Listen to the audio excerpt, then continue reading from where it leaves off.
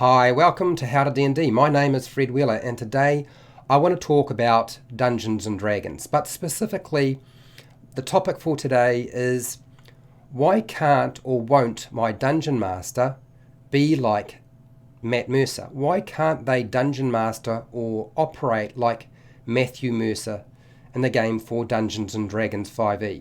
It's perplexing. So my area of expertise is psychology, and I thought I would take a look at this from that perspective rather than from a gaming perspective, for those of you who are wondering what's going on. So this video is specifically for the players who are fans of Matt Mercer and the Critical Role team. Now, for people who aren't necessarily a fan of Matt Mercer or the Critical Role team and group, and you are a Dungeon Master, this is still a video that you will find probably quite useful, and I recommend sharing with other people because it's only going to be useful by sharing it with other people. So I know everybody has a whole bunch of questions, but I'm not going to answer the question in the video title straight away. And first, what I'm going to do is I'm going to go straight down to the very deep, dark, and the core conclusion that I have in terms of this topic and what you need to understand. And it's around asking questions about yourself with regard to what it is you're trying to achieve. What do you really want? When you ask this question, why can't or won't my Dungeon Master be like Matt Mercer? What is it that you really want? And I'll tell you what I think you really want, and you'll let me know if I'm wrong. You want friends, like the ones that Matt Mercer has on Critical Role. You've seen it before. It's clear that they have a really good relationship, and that is actually something that is what you want. You want that. It's missing from your life. But is that the only thing that you really want? I would say to you that what you really want is you really want to be at the table with Matt Mercer and the Critical Role group. I mean, that would be like a dream. That's really what you want. Maybe I'm wrong, but I think that actually deep down a lot of people really want to be sitting at the table with somebody like Matt Mercer and the Critical Role team, and not just be part of that Dungeons and Dragons game, but be part of that friendship that's been developed. What you're after is you want to be friends with Matt and Laura and Marisha and Sam and Liam and Travis and Ashley and Telson. I mean, that's ultimately every week when people show up to watch Critical Role on Twitch TV or watch it on YouTube, it's almost as if you're having a relationship with them and you keep coming back each week. And this is why there's so much fan art and there's so many comments coming through, and why people are willing to pay quite large sums to keep, supporting them. That's why they have supported the creation of an animated series. Totally makes sense. And this is because I would suspect there's something missing in your life. Look, a lot of us have something that's missing in our life that we couldn't get hold of. I think for maybe a few people, probably not necessarily for you or everybody, but that there is maybe a desire to be famous, and certainly a desire to maybe have your own Dungeons and Dragons group streamed online so that other people can see what you're doing. And you really want your Dungeon Master to lift their game, and while everybody else lifts their game, and just be everybody's trying to do it right now. Everybody is streaming their games on YouTube. Now, I may not have hit necessarily all of the possibilities in terms of why you really want this to happen, but I suspect that out of the ones that I've talked about, it's probably one of those. Deep down, that's what's going on. I wanted more out of my experience. I actually wanted much more out of my life and experience when it came to gaming. I came from tabletop war games.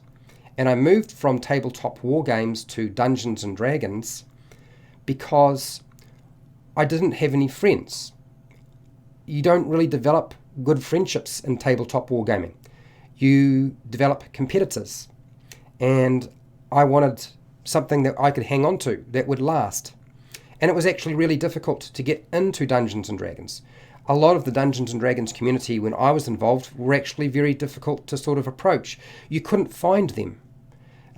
So actually finding somebody who was like-minded, who would allow you to be part of their group, it was all underground. You couldn't find anybody. And if you could find somebody, the chances are they didn't want to include you in their group because it would change the dynamic, and they were very precious about all of that sort of thing. I didn't really understand that, but I understand you wanting to have really good friends. I understand that totally, because don't all of us want something like that?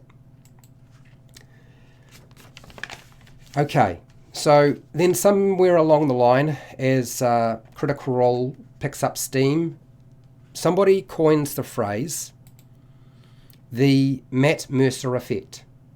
The Matt Mercer Effect is coined, and then suddenly you get told, like, fans are expecting Dungeons and Dragons sessions to be like Critical Role. That's what the Matt Mercer Effect is coined and phrased at. And it seems like people are attacking Matt Mercer for his dungeon mastering, and they're attacking Critical Role. And then suddenly you realise actually they're not attacking Matt Mercer and Critical Role. They're attacking you as a critter, as a fan of Critical Role. And what do I make of this? How do you make that feel right to you? Well, suddenly people are attacking me. Well, they must also be attacking Matt Mercer, and they must also be attacking Critical Role. And this feels totally unfair. Like people are just being bullies and harassing you and just making that barrier that existed between you and trying to play Dungeons and Dragons greater and bigger than it was before. So that is what's going on. And I know that's what a lot of people are thinking when they have to deal with these sorts of things, when they're asking that question. Now, I'm going to make it clear to you right now, for those of you who may have some questions about what I'm talking about and my motives, where is my perspective? How biased am I? I watch Critical Role. And I think Matt Mercer is one of the best dungeon masters in the world. I think Critical Role has certainly helped make Dungeons and Dragons much more popular than it was before, and has brought a lot of new people into the game, whereas Acquisitions Incorporated tended to appeal to people who were already playing Dungeons and Dragons, where Critical Role seemed to appeal to a newer audience. Totally get it.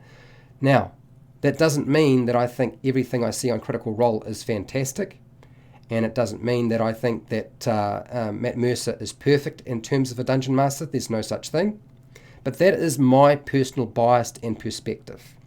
So as I go through this, that is where I'm coming from. So don't think that I don't like Critical Role, because I do. I think it's fantastic. I think what Matt Mercer has done is fantastic. So let's answer the question that you came for in the first place. Why doesn't my dungeon master DM like Matt Mercer? Why can't they do it, or why won't they do it? And most of this is really, it's not won't. Often it's more can't. And I'll explain what I mean by can't, because there's so many things going on here. Matt Mercer is an experienced dungeon master with 20 years of experience. 20 years. He spent about almost 2/3 of his life dungeon mastering. That's how long he's been doing it for. But also, not only is he experienced, he's also an exceptional dungeon master. A unique dungeon master. You could say that all dungeon masters are unique, and that is in fact true. It is. They are all unique.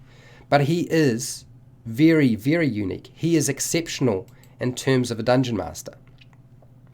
So how is somebody supposed to duplicate that? There's only one Matt Mercer.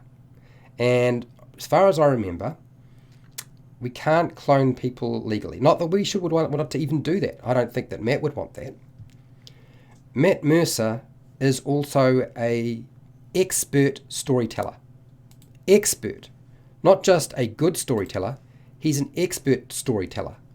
He wrote a book, and that book was demanded by fans, and they purchased that book. They sold a lot of copies. So in other words, what he's taken and the stories he's told have gone from a living storytelling process in Dungeons and Dragons into a book form. So that makes him an expert in storytelling. It's a simple fact. If people buy your books, you are now an expert in that field. Your Dungeon Master is not going to be able to compete with that. Matt Mercer spends lots of time preparing for game sessions. He says he spends about 1 hour of preparation for 1 hour of game time. Now, I would imagine it's actually probably a lot more than that. Now, I could be wrong, but even if it were exactly that time frame, he's got a 4-hour game or a 5-hour game, that's 4 or 5 hours a week that he's got to find to develop the game.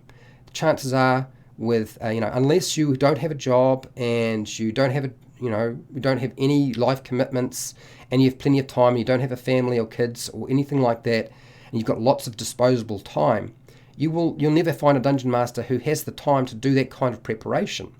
It's probably very, very unlikely.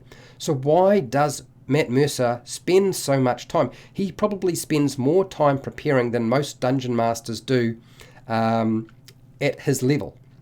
He does it because he feels he has to maintain the franchise and to maintain the expectations of the people who watch the show, watch Critical Role. Because it's not just a franchise, it's now a business for him. It was just a let's try it out, but it is now a business. So there's a lot of pressure on him to do this sort of stuff. He's put the pressure on himself as well. And chances are that for every hour that Matt Mercer spends preparing for his game session, any other person, any other dungeon master might find they have to spend 2 hours for every hour of preparation he spends. He probably has lots of shortcuts, like many experienced dungeon masters do. So going out the gate, there's a lot of barriers starting to develop here in terms of a dungeon master being able to do what Matt Mercer does. Matt selects the players for his table. He actually hand-picked those people to play at the table. And don't think that people haven't left, because the group has changed slightly. These are all his friends, or friends of his friends, so they're all connected.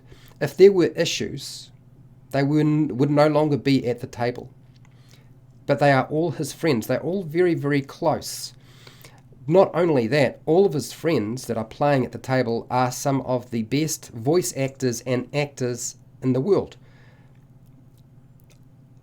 They're pros. They're professionals. They do this well. They've got lots of training. They know how to deal with improvised play. That's where their training is at. So they have a lot going. Not only that, Matt is possibly one of the best professional voice actors in the entire game. In terms of anime and video games, he's possibly one of the best voice actors there are currently anywhere. Now, that wasn't achieved by just hard work. I'm sure that Matt Mercer spent a lot of time working really hard to get to that level of skill, but there's something about Matt that made it work, because Matt's probably more well known than everybody else sitting at the table that he's playing with. That's a simple fact. Probably more well known than anybody else. So there's something about Matt that makes him stick out. Now, Matt has an awful lot of help when he's sitting at the table dungeon mastering. He gets a lot of help at the table from his players who play along with him, who accept the hints, the tips, and they play along with him with everything. He has a studio team to make sure that your experience when you watch what's going on sounds good. If the sound was poor and the video quality was poor, you would never watch. And you probably wouldn't have quite the same view of Matt Mercer. Or maybe you would. Who knows? There's sponsors, there's fans, fan art, fan comments. It's all driving it. So there's a lot of help being placed in Matt's hands. You've got to remember, it's not just him. It's his players. It's the studio team making sure everything's working right. It's all the sponsors so they can keep doing this. Otherwise, they would have to go back to their normal jobs. And if at any point they lose their sponsors or the fans start to dwindle and fall away, then he would not be able to keep this up. So there's a lot going on to make it possible for him to do what he's doing. Now, I know one of the things that a lot of people really, really enjoy is the fact that in his game, the players' characters are linked into the adventure. Their backstories, each character has their own story. This is actually very advanced for a dungeon master. I know because I've done it, and I've always found it problematic. Did I do it successfully? I don't know. I don't know necessarily that I did it successfully. I can tell you that some players at my table were really happy with what had happened. Some were sad and others were dissatisfied. Now here's the thing. Here's the big question when you start asking yourself those sorts of questions about, if I'm going to have that kind of really close, it's very difficult to tie the main story in with players' characters. So all of the zero session that takes place with Matt Mercer and the players, and I'm sure there is something like that, you never see that. You never see any of that. I found that players, as a general rule, aren't ready for the big question when it comes to playing at this sort of level. This is very advanced play. Are you prepared as a player to have your character die or end or finish the campaign or have something unexpected happen to them or some unexpected turnout? And I would say that I think most players are not necessarily ready for that. You'll find that Matt's players are. They're pretty accepting of everything that's happened, even when they were enjoying playing the character. They'll take all of that on board. It's actually very, very difficult for a player to understand, if I like this character and suddenly, the Dungeon Master says, well, the character's dead and it can't be brought back. And this happened with Vax. I remember what the fan base was like when Vax and Mollymock died. They're not coming back. There was a lot of people who were really angry, a lot of people who were really sad. Fine, it's all right to be sad, but angry? This is really the issue, I think, for a lot of people who don't fully understand what's going on here. Because when you play role-play games, it goes straight to your heart, and it's very, very hard to be pulled in and for it to become an intimate experience, not just with the people you're with, but with yourself. Because you're really using all of that emotion, and if you don't have enough emotional maturity, it can be really, really painful. So I think that covers what's going on for anybody who's asking that question. And I really hope this has been a useful video for you in some way. I hope that it has answered questions that you might have had that you weren't too sure about, or you felt that nobody else fully understood. And trust me, I do understand what's going on. And hey, I'm not going to say anything else. I normally do my outro, but I'm not today. Hey, till next time, keep rolling those 20s.